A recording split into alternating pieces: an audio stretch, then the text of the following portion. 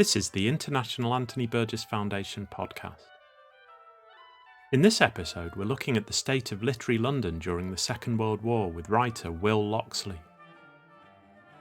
Will's book, Writing in the Dark, Bloomsbury, the Blitz and Horizon Magazine, brings to life the cultural and intellectual environment that influenced some of Anthony Burgess's most defining thoughts about writing and literature. Many of the writers that feature in this story, such as Stephen Spender, George Orwell, Dylan Thomas and Evelyn Waugh, had the development of their creative lives arrested by the war. This was the same fate as Burgess, who felt he had been exiled to a military post in Gibraltar.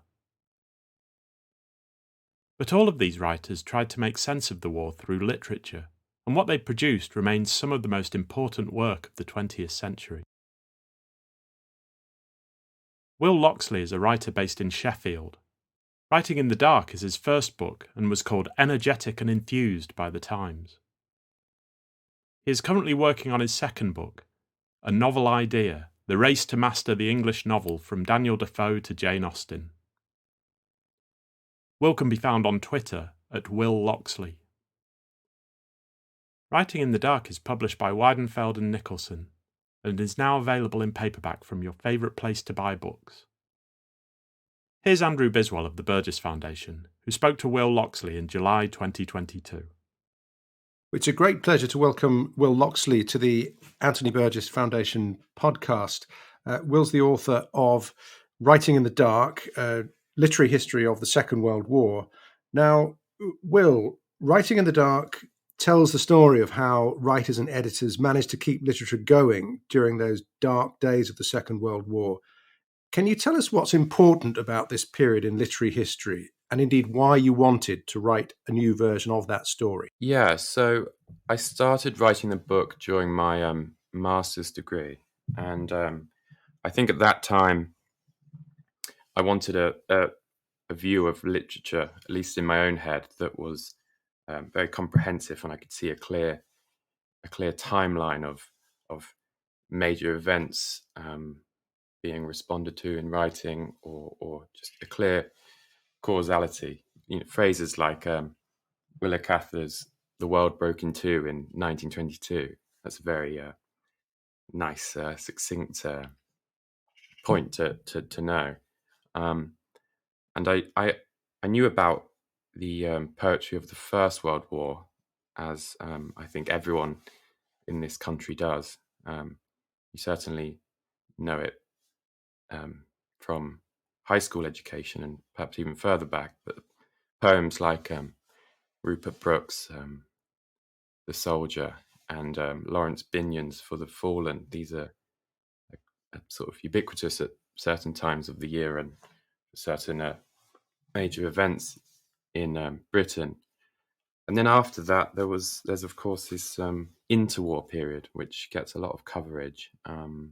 I was sort of troubled by the kind of black hole or blind spot around the Second World War. The feeling that I knew war poetry was this discipline that the country had a proud tradition of, but it hadn't seemed, at least in my mind, to extend to the 1940s. As of a few years ago, when I started thinking about this book, I couldn't name a single poem that was specifically about fighting in the Second World War. And there was a lot else that I didn't know. For instance, a big one is, why didn't I know that T.S. Eliot had published his 4 quartets throughout the Second World War? And why didn't I know that Finnegan's Wake was published in 1939? So that was a big question for me. And the question I was asking from early on, which turned out to be a question that was being asked from 1939, was really, where are the war poets? At some point in that year, there's a bookshop on Wellington Street in Oxford, I think it's still there, called The Last Bookshop, and I was walking downstairs on some rickety old Georgian stairs to the basement where they have novels, and on a kind of windowsill they had a big stack of sun-spoiled Horizon magazines, and amazingly the copies they had there covered a good portion of the the first few years of the war, with some kind of added in from 49 and 50. I had the final issue and penultimate issue, which turned out to be really useful in writing the book. And it was clear, you don't have to go too deeply into an issue of Horizon to know that these magazines were produced during wartime and for soldiers as well as others. There are copies on the back that promote a campaign where you can buy an issue and another issue can be sent to someone in the forces that you add their regiment or whatever it is. Tell us about Horizon Magazine, which is so central to your story. I mean, what was it and who was behind it and what kind of work did they publish? Okay, so Horizon is it's a short it was a literary monthly, quite short and accessible. But the idea come from a man called Cyril Connolly, who was known around literary London at that time for his part memoir, part critical manifesto, Enemies of Promise, which was published in 1938. Which it's a strange book, and it begins, I think, almost exactly the first half is dedicated to his thoughts on what he sees as the two distinct groups or types of writers. The first group he calls the Mandarins, and in Connolly's eyes, certain names off the top of my head, names like Virginia Woolf, Henry James, Ronald Furbank, and others. To Connolly, these writers were motivated by writing as a virtuosic exercise and less concerned with content. They were writing for writing's sake. Then there was a younger group. The younger group Connolly saw as the vernacular authors who were far more concerned with the content of their books and would typically use a stripped back style. Connolly loved George Orwell's writing and would throughout his life.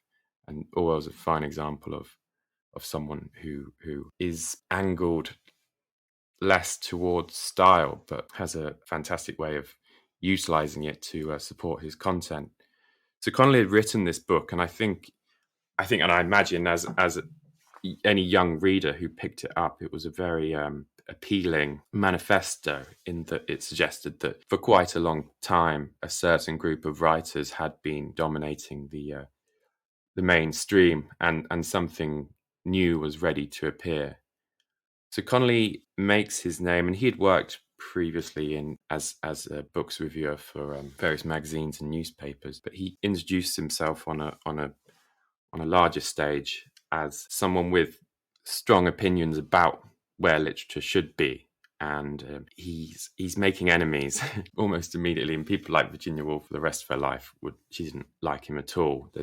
There are moments in her diaries, and she describes meeting Connolly at Elizabeth Bowen's house in Ireland, and she says that he brought with him the reek of the Chelsea omnibus, meaning these were upstarts from the kind of rougher, fashionable Chelsea, where people were sharing houses for lower rents. It was a very different backdrop to Virginia's own life in Kensington and Bloomsbury. So Horizon begins at the strangest time. It's just after Christmas, 1939, and when everyone else is worried about paper shortages and how the war will make these kinds of productions impossible, Connolly's sort of in his own fantasy world believes this is the perfect time to fulfill a lifelong dream of editing a magazine. So the first issues, he struggles to find a balance of contributors because he wants new writers. He wants to announce himself with a new cohort or the sense of a new movement, but he's turned down by Virginia Woolf. Manages to get some bits of other more established names like Herbert Reed and Hugh Walpole. Most importantly, to me, a lot of my research was based on reading through all of these. He includes a kind of editor's note or forward, which he calls his comment at the beginning of every issue. And these are increasingly based on his unique views of the war. He sort of sees it as a threat to culture, and he becomes a kind of flag waver or torch holder for this idea of culture. And he fears the war will kind of destroy a lot of what he calls bourgeois liberal society and the freedom to think and read and take time writing poetry and things like that. So he becomes an important voice, and I think anyone who was writing at that time wanted to be in Horizon and wanted to know Connolly. Connolly's a fascinating figure, as you say, though, I mean, not as canonical as people like Woolf and Evelyn Waugh, clearly very influential in his day. I wonder, what do you think was the importance of Cyril Connolly and of Horizon to the people who were reading it, the soldiers and so forth, in the 1940s? I think it was the feeling of Connolly had this term he used of sort of freezing the calendar on 1939. It was a way to mentally live not outside the war, but because that was impossible, but to live as you had lived before the war, at least in your imaginary life. I imagine for young men and women who were stationed in various places, and I think Anthony Burgess is a great example in that he tells of these various horrible spots with a complete lack of facilities and warmth and food, where he was forced to spend most of his time during the war, and you can imagine how much a magazine, it's digestible. There are great stories and there's great poetry, and Connolly's own voice in these comments is wonderful. He writes with such humor and flair and color, and I like to think of it as Anthony Powell, the author Anthony Powell, said it became a kind of beacon during the Second World War, and that certainly helped me to understand its position.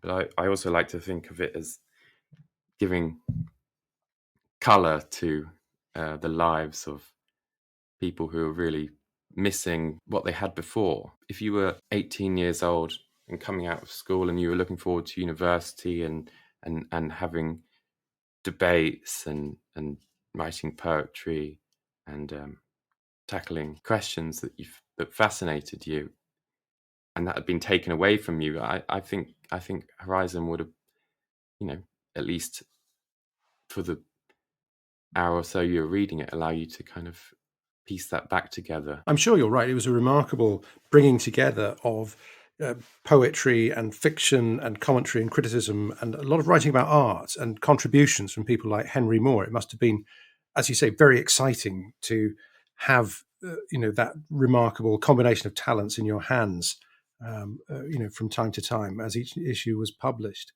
Now, each of the chapters in your book deals with a specific writer or a group of writers. And I wonder, how did you decide what your points of focus were going to be? How did you go about researching each of those characters or groups? I initially tried out a few different combinations of characters based on my preconceptions of who the main players were. There was an early attempt, which seems strange now, to incorporate the composer Constance Lambert, because I had read in his biography that he was still trying to tour with his, I think it was the Sadler's Wells Company at the time of the outbreak of war. So I was very much being pulled towards these colourful episodes, which I thought would be fantastic in a book like this. And so I was going through this process of trial and error, and eventually had to concede that really the story is the story, and whatever interpretations people at the time had of the events, there was a core truth to what happened, and certain people were remembered simply because their influence was enormous. I'd wanted to steer clear initially of people like Virginia Woolf, because there are people whose lives are dedicated to studying her work and her life. So that frightened me too much. A big name like Virginia Woolf at that point, I wasn't ready to put myself forward on her behalf. And after a while, I thought, hang on, I won't be writing about Virginia Woolf. I'm not writing a biography of Virginia Woolf. I'm writing about Virginia Woolf and Stephen Spender, or Virginia Woolf and John Lehman, and seeing her not necessarily through the eyes of these people, but seeing her in the same frame as them, and what would that bring out, which was new. When I thought about Woolf for a while, I thought, really she works well, as she's a fantastic kind of glue, holding a lot of these characters together, because of course through Woolf you get T.S. Eliot, you get Forster, and then hang on, also she's friends with young Stephen Spender, and Woolf and Leonard are currently employing John Lehman, who's managing the Hogarth Press, and everyone's in this square, Mecklenburgh Square in Bloomsbury. So with Virginia Woolf, I started with the only place to really start with Woolf, the letters and diaries, which are, with some writers, Stephen Spender's September Journal, he sort of gives up on that quite quickly, but Virginia Woolf was very committed to getting her thoughts and feelings down, and within those diaries and letters, there's so many names and different leads that you can follow. It's all there, really. I think that's one of the really interesting things about the story you're telling, is that one thing leads to another. I mean, Woolf is there, and by way of Woolf, we get Leonard Woolf, and we get the Hogarth Press, and John Lehman, and Stephen Spender, and there's a kind of cause and effect to the story, which I enjoyed very much. Now, we don't often think of Woolf as a war writer, but as you point out, in many ways her life is defined by the experience of two world wars. I mean, people she lost in the first and her experience of the second. I wonder if we can say anything about the precise pieces of literature, the fiction and the non-fiction, the biography of Roger Fry that she was writing around this period. The first thing that really struck me about Woolf's wartime fictional output was that I would never in a million years have thought that the author of Mrs. Dalloway and The Waves would go on to write really a Second World War novel. It began as Points Hall and was eventually retitled Between the Acts. Leonard published it after her death, and I think part of the reason that we don't think of it as having the same weight or importance within her oeuvre is that there were rumours at the time that she might have planned to rewrite certain parts, and certainly the ending was under debate. The novel's based in it's set just before the outbreak of the Second World War, and it takes place on a summer's day when a village are holding a performance in three parts. One of the parts is Shakespeare, I think, and another based around the British Empire, maybe. And there's a final dramatic sequence where in the third section of this kind of pageant, mirrors are turned on the audience, them to realise their own role in certain events or whatever that might be. And there's a kind of ticking which sort of is always heard by the audience throughout the final sequences, which seems to come from a local combine harvester in a field nearby. Perhaps it is there really to remind the reader of what is coming and what can't be ignored, really.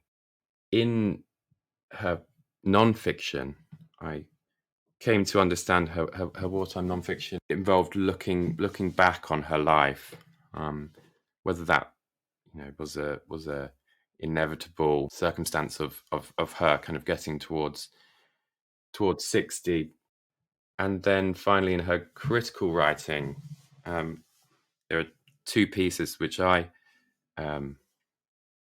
focus on in the book. The first is her lecture given to the Workers' Educational Association in Brighton, which she calls the Leaning Tower, in which she positions herself as a defender of past values. She does that too in a letter to John Layman. In both of these, she positions herself as a defender of the writing of her life. Really, they both feel almost like a response to Connolly's ideas in Enemies of Promise, or accusations in Enemies of Promise, that there is an ivory tower of writers, of Mandarin writers like Virginia Woolf, whose time is up. Really, Virginia takes the stance with John Layman. The division between them is really over politics and where politics fits in writing. There was certainly a feeling, and if you read the poetry of Stephen Spender, you'll know that it's ever present, really, the feeling that politics sort of had to constantly be addressed. It was too urgent. The events, the developments in Europe were too significant, too life-threatening to not to appear in poetry and in novels. This brings us to one of your other characters, prominent character, Stephen Spender, at one time member of the Communist Party, also very involved in poems for Spain, and went to the Spanish Civil War. Now, when the Second World War broke out, he joined the Fire Brigade, and many people say he wrote some of his best poems during the London Blitz. And Spender seems to have known almost everyone. I wonder how he came to occupy the very prominent position he did in the 30s and in the 40s, as you've described.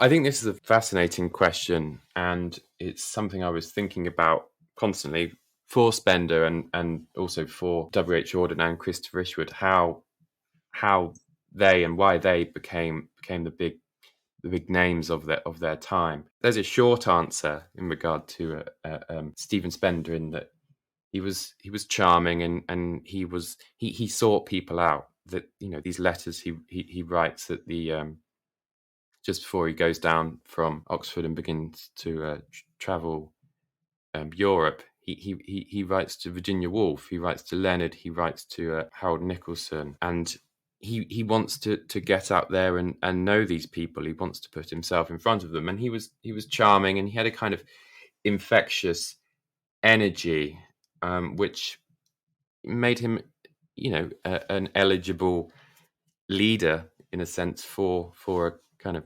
younger population. But there are also these kind of myth-making elements at play. He knows Auden at Oxford. Auden's been to school with Spender's older brother Matthew, and through Auden meets Isherwood, and it's Spender actually who kind of privately prints Auden's first collection of poems in 1928 using a kind of home printing press, and I think Auden later and Spender, I think too, later started to feel, came to feel quite embarrassed about this production. But it's a statement of intent, and they both become favoured poets under T.S. Eliot. With Spender, and I think this is of particular significance, he becomes a favoured poet in 1933. So the big year of Hitler becoming Chancellor of Germany and the Reichstag fire, among other things. So his poems, which are political, which feel kind of immediate and urgent and passionate, they land at the perfect time, really. And there's a feeling that he, as as a representative of the younger generation, is very attuned to what's going on. So there's an image that builds around him from that time.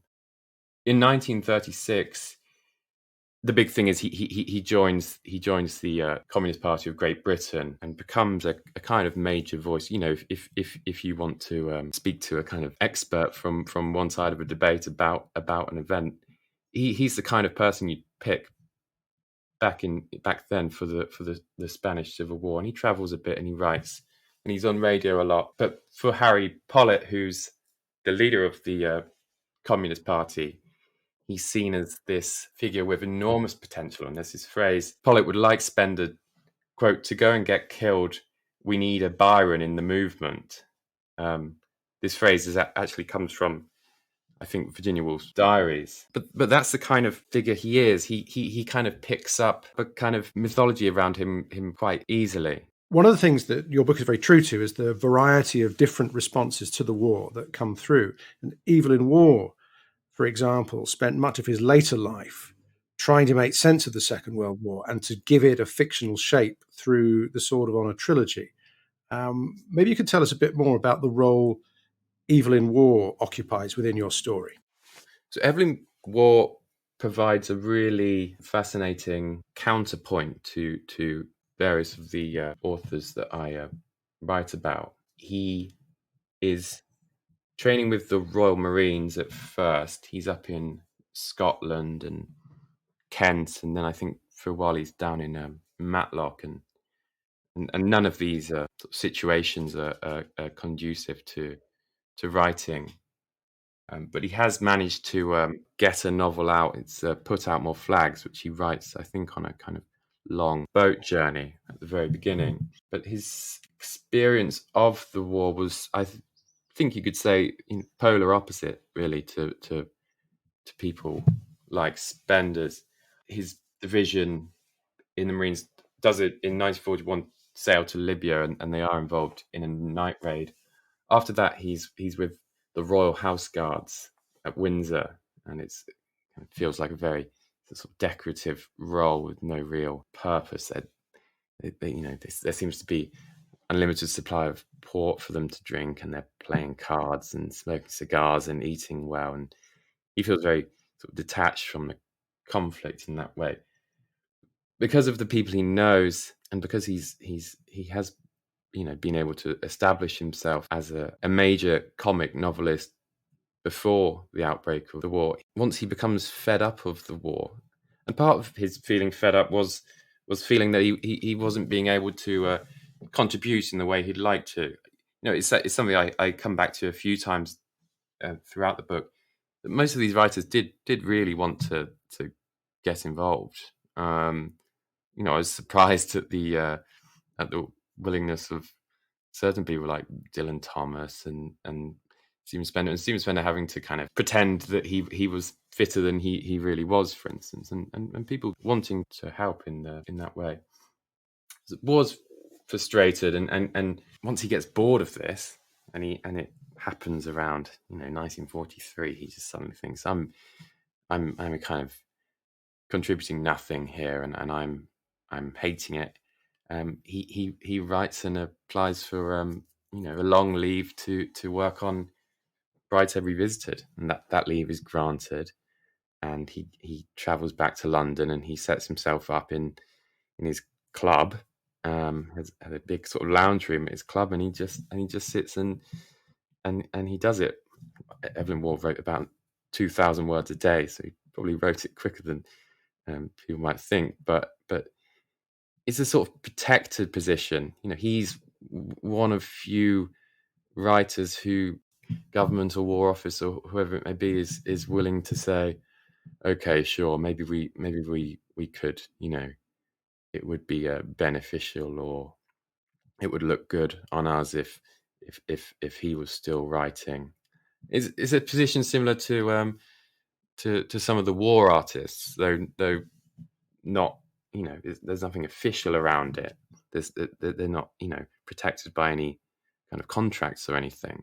There's something quite comical about Spender. The account you give of him having to sort of play darts and listen to music he doesn't like on the radio, and he complains about the constant clicking of billiard balls, all these kind of rather minor irritations, which it actually chimes with Burgess's experience of the war in Gibraltar and so forth, mixing with people who wouldn't normally come into his orbit, and that sense that everyone's kind of given up something, maybe a big chunk of their youth in some cases, to take part in this kind of bigger thing that essentially most of the time just wastes your time. It's a fascinating cross section. Poets and bricklayers, and everyone's wearing the same. Spender talks about, I think, they're kind of navy-coloured rompers, which kind of remove all, individuality from the people wearing them. But yeah, Burgess, absolutely the same frustrations. Is this the best use you can make of me? Both of them speaking, at least one other language well, and then also what can they contribute as a writer in terms of messaging or propaganda, or great minds as well that could be used in, to some degree in strategy or something like that. George Orwell had a theory, really, that it was a punishment for the role of writers in the kind of promotion of communism in the 30s, whether that was more a kind of conspiracy or whatever. But certainly it is frustrating to read of people like Spender doing what they had to do. So they both became took on kind of educational roles within their wartime groups. Spender, helped organize a sort of program among firefighters where people would come and deliver lectures and things like that. And of course, Burgess was doing a similar thing. I wanted to ask how important it was to you, as you were assembling this story, to rehabilitate writers who were perhaps less well known. Thinking in particular of figures such as John Layman and Arthur Koestler, who seems to be on almost nobody's map these days. Yeah, it's a really interesting question. Layman's situation is unusual because of his sister. So his older sister, Rosamund Layman, is a fantastic novelist. One of my favourite writers from this part of the 20th century. She's as good as Elizabeth Bowen and as clever as Virginia Woolf, and I knew both of those people. I feel more protective of Rosamund, oddly, but to make a case for John Layman, I don't necessarily think it will happen beyond this, but to make a case for John Layman, he really cared about everything, and he felt everything very deeply. So he writes his autobiography in 3 volumes, and the second, which he titles "I Am My Brother," is almost entirely dedicated to the Second World War period. So it's a brilliant resource and document. He also writes memoirs of his friendships with Virginia Woolf and Christopher Isherwood, which I couldn't have written the book without. So he was building a historical record around his own life, and but really he was happy to shine the spotlight on the work of others. Someone like Connolly, for instance, his ambition is to become a classic novelist. Layman's happy to call himself an anthologist. He's foregrounding the lives and work of others, which I think is endeared me to him greatly.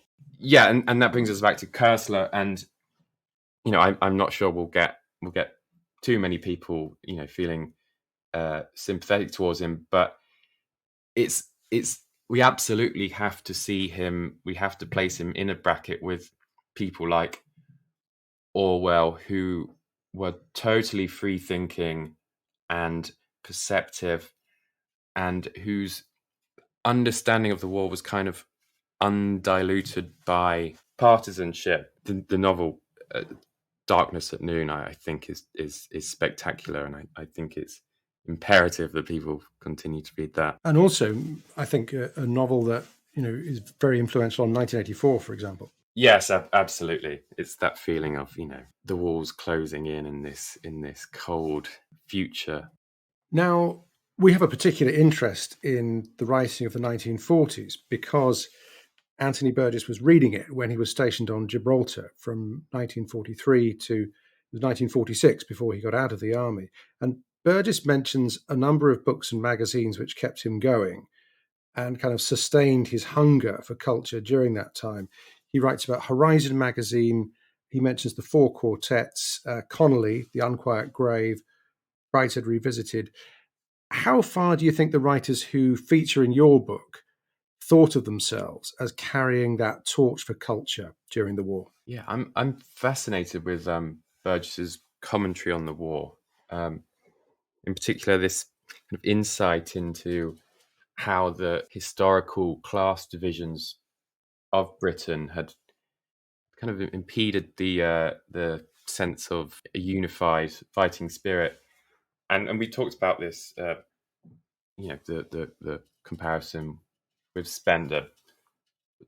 Burgess gives a similar impression that perhaps many British soldiers emphasise more with their German fighting counterparts than they did, majors, brigadiers, generals. Burgess talks about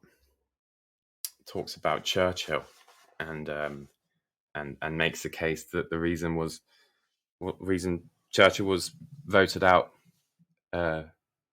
in a landslide election was because people just didn't really like him, and they were afraid of his belligerence. A belligerence that might keep them away with the army for longer than they wanted to be. They wanted to be home. This is fantastic phrase of Burgess's, I think comes from some of his kind of juvenile poetry. He says, the king is only a cinema slide. And he's referring to Emblem for the King, which would come up on screen when the national anthem was played at the end of cinema screenings. And certainly from working class Manchester, that was his interaction with the privileged royals and politicians and those at the heart of making decisions for the country and defining the country's national identity.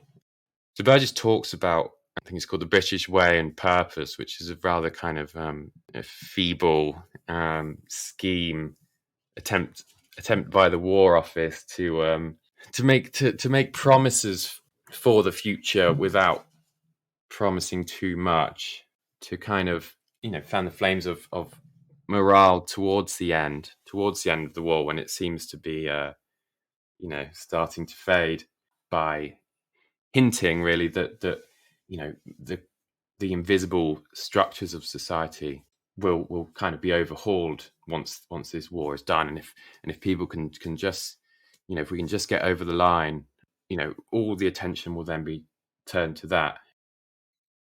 Few people, I think, really bought into this. They were ready to go to the polling stations and vote, but otherwise there was a strong sense, by the end, that let's just let's get this bloody thing done, really, and move on with our lives. But the sense, I think, of the waning morale and the feeling that people just wants to be home, brings me back to Connolly's idea of culture, which in his head, soaking in a long bath and reading a book of poetry, or being on a Mediterranean beach, or whatever it is, it was absolutely the opposite of what people were actually doing. The great fear for Burgess and the people around him of having to wait possibly quite a long time for their demobilization, and feeling that they could just be stuck in this kind of purgatory. The very least you could say about what these writers were doing is they were wanting to entertain. They of course were writing for themselves, and four quartets and Brideshead Revisited, have the feel of mature and impressive and sort of kind of bigger works, but they were returning to what they were doing before, which was writing to tackle questions of life and fear and mortality, and to entertain and just to keep intact the sort of things that people have grown used to in their pre-war lives. One of the other things that struck me reading your book was how timely, how contemporary it is in many ways. I mean, above all, I think what you've done is to provide a very readable, very well written, very well researched picture of an area of literary history that is not well known. People sometimes talk about the lost decade of the 40s. And like all the best literary histories, it sends you back to the work. I've found as I've been reading, I've been looking sideways into many of the primary works that you write about with new eyes. So Writing in the Dark, Bloomsbury, the Blitz and Horizon Magazine, just out in paperback, I would recommend to everybody as one of those books that opens all kinds of doors and windows into the period. So Will, thank you very much for agreeing to come on the Anthony Burgess podcast. Thank you.